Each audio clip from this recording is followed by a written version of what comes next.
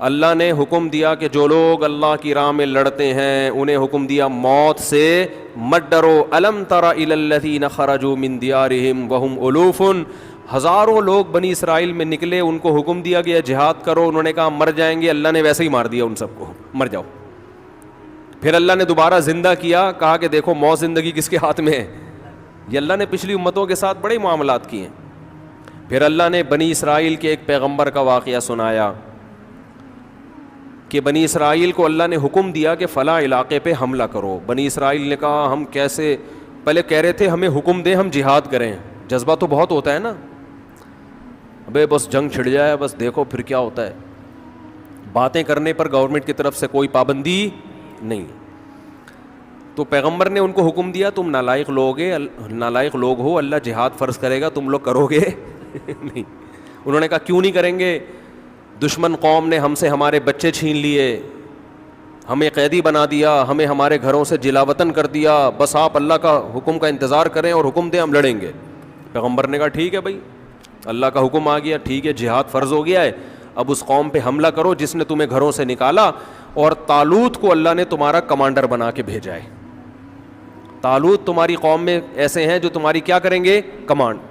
تو وہ کہنے لگے انا یکون لہ الملک علینا, طالوت کہاں سے کمانڈر ہو گیا بھائی, یہ تو غریب آدمی ہے, غریب کو ہم اپنا امیر نہیں بنا سکتے. پیغمبر نے ان سے کہا کہ ان کے اندر دو کوالٹی ہیں, زادہ بسطۃ فی العلم والجسم, جسم مضبوط اور اللہ نے لڑنے کی نالج دی ہے, ان کو علم بھی دیا ہے, نقشے پڑھنا جانتے ہیں. یہی ہوتا ہے نا کمانڈر کے پاس علم, قوم کو لیڈ کرنا, فائٹ کرنا اور صحت بھی اچھی. اس میں اللہ نے بتا دیا کہ فوج کی کمانڈ کے لیے دو صلاحیتوں کا ہونا ضروری, کیونکہ یہ سلیکٹڈ تھا اللہ کی طرف سے. طالوت یہ اللہ کی طرف سے سلیکٹڈ تھے نا, دو چیزوں کی وجہ سے. پیسے کا اس میں دخل نہیں ہے, بلکہ پیسے والا آدمی تو مروا دیتا ہے عام طور پہ, کیونکہ جب پیسہ ہوتا ہے نا تو میدان جنگ میں لڑنا بہت مشکل. اپنے بینک میسج آ جائے گا آپ کے اکاؤنٹ میں 3 کروڑ روپے ٹرانسفر ہو گئے ہیں, وہی میدان جنگ میں نا میسج آئے گا, وہ جو آپ نے پلاٹ بیچا تھا نا 3 کروڑ روپے مزید آ گئے ہیں. آدمی کہے گا یار ابے نندن کو چائے پلانے کے چکر میں 3 کروڑ روپے چھوڑ دوں یار میں اپنے, کیا خیال ہے. غریب آدمی زیادہ جوش سے لڑتا ہے. تو اللہ نے فرمایا کہ دو کوالٹی ہیں ان کے اندر, اگر مالدار ہے نا اور دنیا سے محبت نہیں ہے پھر لڑے گا. جیسے سلیمان علیہ السلام مالدار تو تھے مگر دنیا سے محبت نہیں تھی, دنیا کو مسافر خانہ سمجھتے تھے, انہوں نے کمانڈ کی, میدان جنگ میں لڑے ہیں. داؤد علیہ السلام مالدار تھے, بڑے زبردست کمانڈر تھے. تو اصل چیز ہے دنیا سے محبت نہ ہو, کیونکہ غریبوں میں کم ہوتی ہے, مالداروں میں زیادہ ہوتی ہے, اس لیے اللہ نے وہاں غریب کی سلیکشن کی. تو دو چیزوں کا ہونا ضروری. اس سے پتہ چلتا ہے بھائی اسلام گراؤنڈ ریئلٹی کو دیکھ کے, اسباب کو دیکھ کے چلتا ہے. آج لوگ کمانڈر بناتے ہیں نیک آدمی کو, یہ بہت بڑے بزرگ ہیں ان کو سیاسی لیڈر بنا دو. اور بھائی سیاست کے لیے صرف نیک ہونا کافی بولو نہیں ہے, دنیا کا پتہ ہو, اس کو تجربہ ہو. یوسف علیہ السلام نے جو کہا تھا نا مجھے وزیر خزانہ بنا دو, تو دلیل میں یہ نہیں کہا تھا کہ میں پیغمبر ہوں اس لیے بنا دو, دلیل میں یہ نہیں کہا تھا میں بہت نیک ہوں اس لیے وزیر خزانہ بنا دو, دلیل میں یہ نہیں کہا تھا کہ دیکھو مجھے بادشاہ کی بیوی نے زنا کی دعوت دی مگر میں اتنا نیک کہ بچ نکلا لہذا مجھے بنا دو. نہ وزیر خزانہ کے لیے یہ کوالٹیز کا ہونا ضروری نہیں. اس کے لیے دو چیزیں, نمبر 1 خزانہ خود نہ کھائے, حفاظت کرے, نمبر 2 اکاؤنٹنگ کا علم جانتا ہو, اکنامکس کا علم جانتا ہو, کتنا خزانہ اسٹور کرنا ہے, کتنا ایکسپورٹ کرنا ہے اور کتنا قوم پہ خرچ کرنا ہے, اور خزانے کی جو ایکسپورٹ ہوگا نا مال اس کی ویلیو کیا ہونی چاہیے کہ سب کو خزانہ بھی ملے, مال بھی ایکسپورٹ ہو اور معیشت بھی مضبوط ہو. اس کے لیے اکنامکس کا علم چاہیے. اس لیے یوسف علیہ السلام نے فرمایا بادشاہ سے کہ مجھے وزیر خزانہ بنا دیں, میرے اندر دونوں کوالٹیز ہیں, حفیظ خزانے کی حفاظت کروں گا, خیانت نہیں کروں گا. نمبر 2 علیم, یہ علم بھی رکھتا ہوں خزانوں کی حفاظت کا اور اس کو تقسیم کرنے کا, اس بیس پہ وزیر خزانہ بنے. نہیں آ رہی بات, میرا خیال ہے. تو جس کو جو کام دیا جائے گا نا یہ دیکھا جائے گا یہ اس کام کا اہل بھی ہے کہ نہیں ہے, چاہے وہ نیک ہو یا نہ ہو. اہل, پھر ہاں جو اہل ہے نیک بھی ہے تو وہ زیادہ اہل ہے پھر نیک ہونے, اگر نیک بھی اور اہل بھی. ہر چیز میں یہ دیکھو, رشتوں میں بھی یہ دیکھو. لوگ کیا کرتے ہیں, صرف دینداری دیکھ رہے ہیں رشتے میں. ٹھیک ہے, سب سے پہلے دینداری ہے, اور بھی چیزیں دیکھنی ہیں. لوگ عجیب عجیب مشورے کر رہے ہیں. ایک صاحب اپنی بیٹی کی شادی کر رہے ہیں کسی بڑی عمر کے آدمی سے, کہہ رہے ہیں دیندار بہت ہے.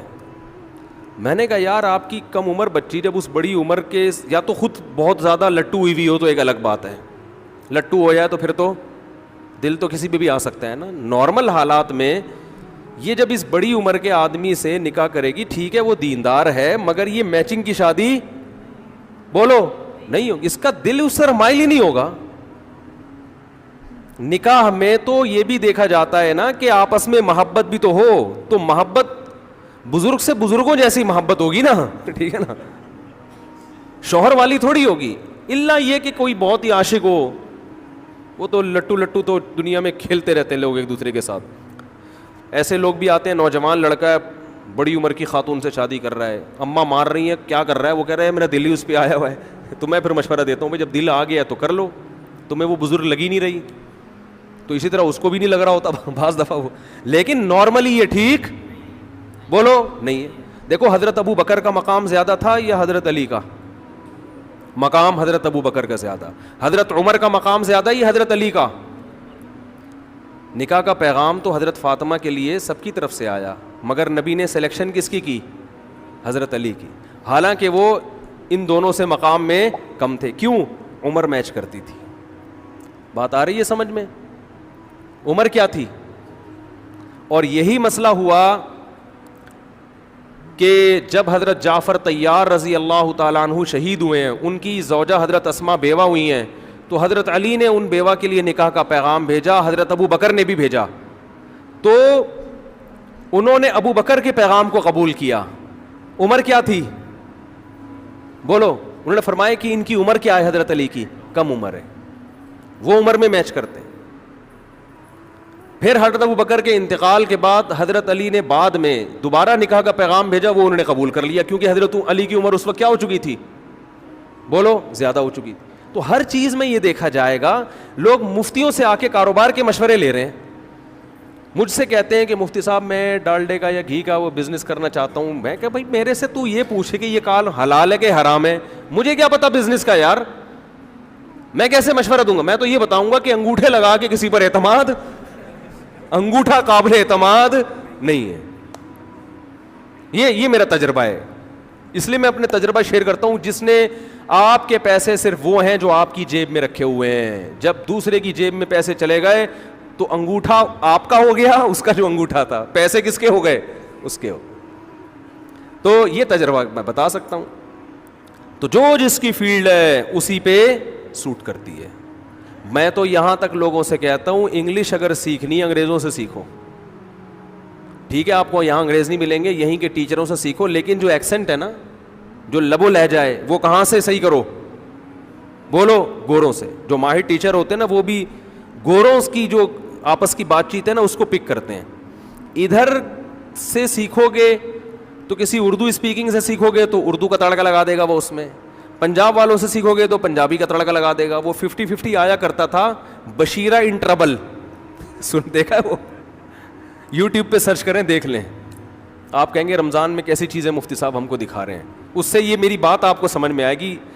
اس میں 50-50 میں یہ بچپن کی چیزیں ہیں نا, اس میں یہ دکھایا تھا کہ پنجابی لوگ انگلش فلم بنا رہے ہیں, اس فلم کا نام رکھا ہے بشیرہ ان ٹربل ٹھیک, اور پھر جو انگلش وہ بولے ہیں, would you like to tell me that what is the reason why do you want to kill می,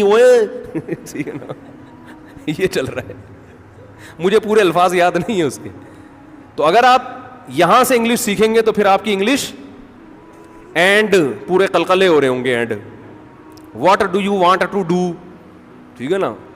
تو چلو نہ ہونے سے یہ بھی بہتر ہے, ہمیں تو اتنی بھی نہیں آتی,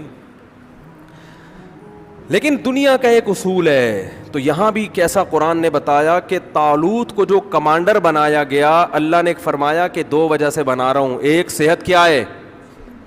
اچھی ہے. اچھی صحت لڑنے کے لیے ضروری ہے, تبھی فوج میں ایکسرسائزز کروائی جاتی ہیں, ورزشیں کروائی جاتی ہیں, صحت کا بڑا خیال کیا جاتا ہے. شوگر کے مریض کو فوج سے فوراً کیا کیا جاتا ہے؟ برطرف. اب کوئی شوگر کا مریض ہو, بولے یار کوئی فوجی ہو نا لڑنے والا, یا کوئی بیماری ہو اس کو بڑی, کینسر ہو گیا, یار مجھے آپ نکال رہے ہو, یار یہ تو غلط ہے نا, دیکھو میں نے کیا کیا ہے. بھائی اللہ کا ایک اصول ہے, اللہ کا ایک قانون ہے کہ لڑنے کے لیے کون لوگ چاہیے؟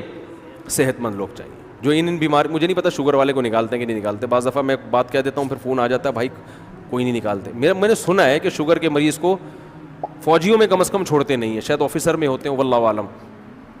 تو اب بنی اسرائیل کو اللہ نے کمانڈر دے دیا طالوت. بنی اسرائیل نے کہا یہ غریب آدمی ہے, بھائی تم نے غربت کا کیا کرنا ہے اس سے تم نے کوئی ہدیے لے کے تھوڑی کھانے ہیں, بس ایک دماغ, تمہیں اس کی غربت کا کیا کرنا ہے, جو تمہارے کام کی چیزیں وہ اس میں موجود ہیں. خیر طالوت جو ہے نا لشکر لے کے چلے. جب لشکر لے کے چلے ہیں تو طالوت نے کہا کہ بڑی قوم سے لڑائی ہے تو اللہ پہلے آزمائے گا, ہمیں پیاس لگے گی, اللہ نے حکم یہ دیا ہے کہ کسی نے دریا سے پانی نہیں پینا, پیاس کو برداشت کرنا ہے, ایک چلو پینے کی اجازت ہے, اس سے زیادہ نہیں. یہ آزمائش ہے, جو اس آزمائش میں پورا اترے گا تو اس کے ساتھ اللہ کی مدد. قرآن کہہ رہے زیادہ تر نے پی لیا, آزمائش میں پورے نہیں اترے. اب جب میدان میں کھڑے ہوئے ہیں تو حضرت داؤد علیہ السلام جو تھے نا وہ پیغمبر ابھی بنے نہیں تھے, وہ بنی اسرائیل کے ایک فرد تھے حضرت داؤد, وہ طالوت کی کمانڈ میں ایک سپاہی بن کے لڑ رہے تھے. بنی اسرائیل کے بعد میں پیغمبر, اللہ نے اسی جنگ کی وجہ سے ان کو پیغمبر بنا دیا. اب کیا ہے کہ سامنے مقابلہ جو تھا نا, ان کے کمانڈر کا نام تھا جالوت, وہ بڑا پہلوان, بڑا بہادر, اس سے لڑنا آسان نہیں تھا.